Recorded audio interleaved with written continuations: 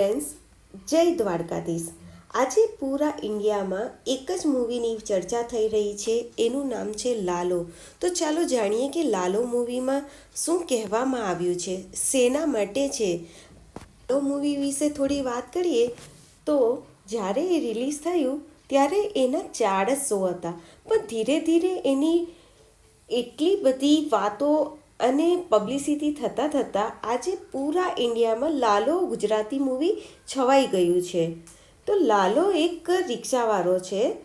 એના જીવનમાં શું ઘટના બને છે, એને જે તકલીફો પડે છે અને ભગવાન શ્રી કૃષ્ણ એને કઈ રીતે મદદ કરે છે એ વિશે પૂરી વાતો કરવામાં આવી છે મૂવીમાં. પણ એ જાણવાનું છે કે આપણને આ મૂવી દ્વારા શું શીખવા મળે છે.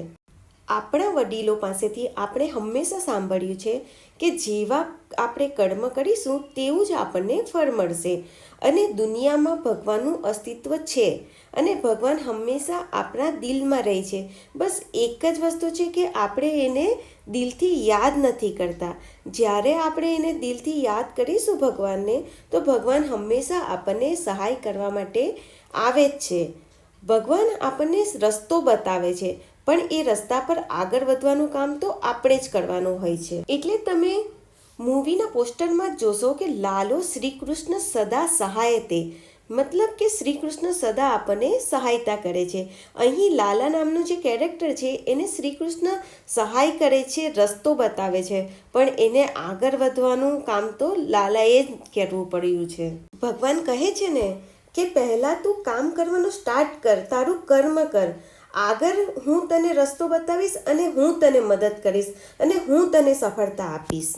અને ગુજરાતીમાં તો કહેવાય છે ને, આપણે ભગવાનને જેટલું આપીશું એનાથી બમણું કરીને ભગવાન આપણને આપે છે. એટલા માટે આપણે ભગવાનને હંમેશા સેવા કરવી જોઈએ અને દિલમાં વિશ્વાસ રાખવો જોઈએ કે ભગવાન આપણને મદદ કરે જ છે. આજે આ મૂવી 100 કરોડ કમાવા તરફ જઈ રહ્યું છે, તો ગુજરાતી ઇન્ડસ્ટ્રી માટે એક ગૌરવની વાત છે. આવા મૂવી બનતા રહેવા જોઈએ જેથી આપણને જીવનમાં કંઈક નવું શીખવા મળે. આ મૂવી જો તમે જોયું હોય તો તમને કેવું લાગ્યું અને તમને આ મૂવીમાંથી શું શીખવા મળ્યું તે મને કોમેન્ટ કરીને જણાવો. હું મળીશ તમને નવા ટોપિક જોડે. ત્યાં સુધી થેન્ક યુ. તમને જો મારો વિડીયો પસંદ આવ્યો હોય તો લાઈક અને મારી ચેનલને સબસ્ક્રાઈબ કરજો. એ માટે થેન્ક યુ.